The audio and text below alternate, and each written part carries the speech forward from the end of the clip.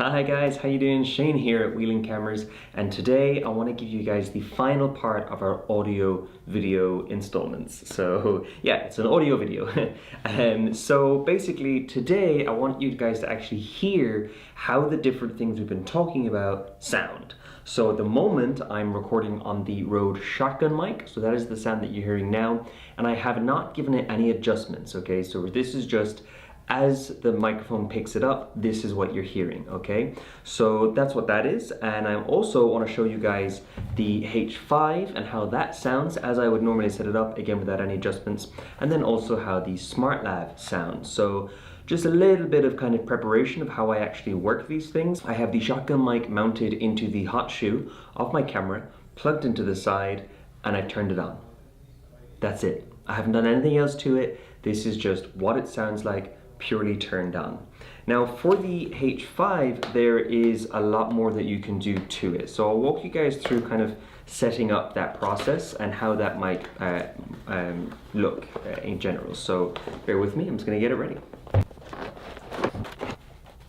So there are a couple of things you're gonna need if you wanna work with the H5. The first thing is a H5, very, very important. However, this thing does take batteries, just regular AA's. You want to get some nice powerful AA's, don't cheap out, don't get those ones that are like 20 batteries for €1.50. You want to get some actually decent batteries because it'll last you and it won't damage your equipment. So if you're going to spend a lot of money on your equipment, don't cheap out on the batteries. The next thing you'll need is a pair of headphones because you're going to have to listen to yourself speak or the person that you're recording speak in order to gauge the levels that they're speaking at. And you're going to need an SD card. Now, you are going to need an SDHC card for the H5 or anything below. If you use an SDXC card, which is the really high capacity ones, the really, really high extreme capacity, 64 gigabytes and over, you will find that the H5 it will record, but it won't actually write anything to it. I just found that out, and this is my second time recording this particular video. So this here is a 32 gigabyte HC SD card. That is what it can take. The H6 can apparently take the extreme capacities, but everything else will take the high capacities. So that is just something to be aware of. I've made that mistake, so now you guys don't. The last thing that you might find handy is something to put your recorder on. I'm using a little Manfrotto Pixie here. You could use another tripod, you could use a boom pole, anything like that.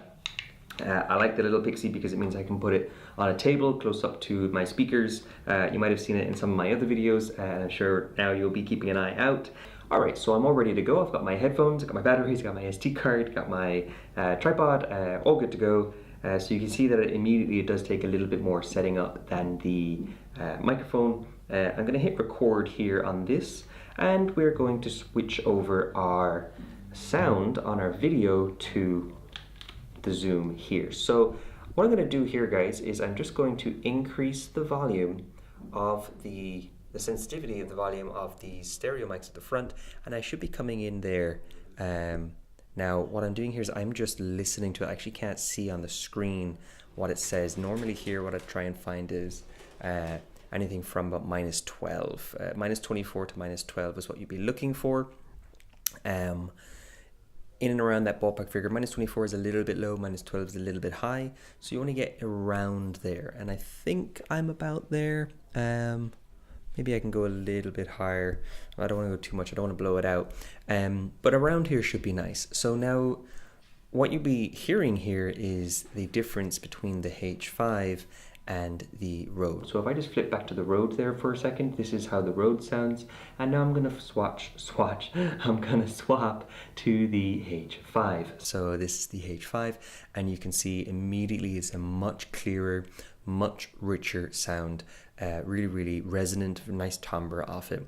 It helps, of course, if you have a wonderful speaking voice, such as I. But it is a really, really nice, rich sound. Now, one of the reasons for that is just because of how close it is. The Rode microphone is about, I would say, 4.5 feet away from me, and the H5 is maybe a foot away, 1.5 feet at most. And obviously that does make a difference. If I could move that Rode microphone as close as this H5 is, it would sound really nice too. But of course it's attached to the camera, and there's only so close the camera can physically get. So that is one of the differences here, is just how close you can put that H5, which really does impact your sound. Now you can put it on a tripod, you can hold it, or you can put it on a boom pole. I would be very careful holding it, however. It can be great if you just hold it and keep it still, but any kind of motion, any of this stuff, that's all going to get picked up by the H5, okay? All of that sound, that is all going to get picked up by the H5 because you're so close. So do be careful when you're using it, especially with this microphone, there's an XY microphone stereo setup. It's going to pick up a nice wide berth of sound, and it's going to take it all in. So if you are holding it, hold it with a firm grip, and don't move around, and that is a big pain. Also, when it's this close to you, if I have like that, or if I breathe into it, it's going to pick up that sound as well. So apologies, I know that's not the nicest sound in the world, but just as an example to show you that you can get diffusers to help block that, and you can get plosive blockers, a little kind of basically a pair of tights wrapped around a circle, and that will block that as well. But maybe you don't have those, or maybe you forgot to take them, or you're in a rush, whatever. Just be careful when you're angling it. If it's too close, it can pick up again those plosive sounds as the P gets pushed out.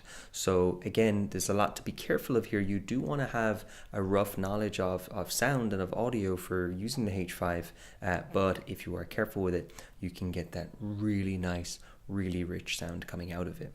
Now the other option, for €64, you can get a Smart Lav. These things are so handy, and the way the technology is going now, it is getting easier and easier to get better and better audio, and cheaper. So let us just take this out of the box and see what we have. So bear with me.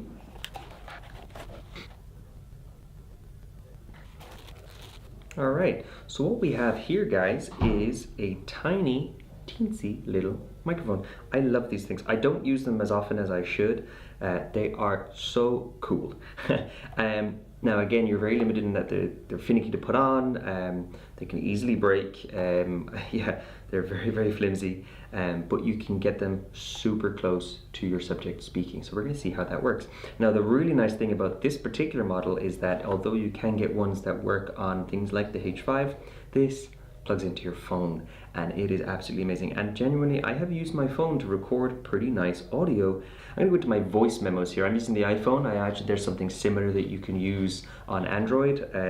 So I have a voice memo app, I guess you call it. And yeah, so here we go. Let's just see how that sounds. I'm going to record a voice memo here just off my phone, and I'm speaking here now into my phone, and I'm moving from the road, and now we're going to move into the voice memo. So here we are, guys. This is just on my phone, just like this, and in fact I'll put it down and just record the audio here like this. So it's actually not bad for a phone. It's actually a pretty decent audio already, but let's see what happens when I plug in the lav mic. And now I'm speaking with the lav mic, and I can't actually hear myself because my headphone jack is being used for the TRRS adapter, so it's taking the same jack in as you would a headphone.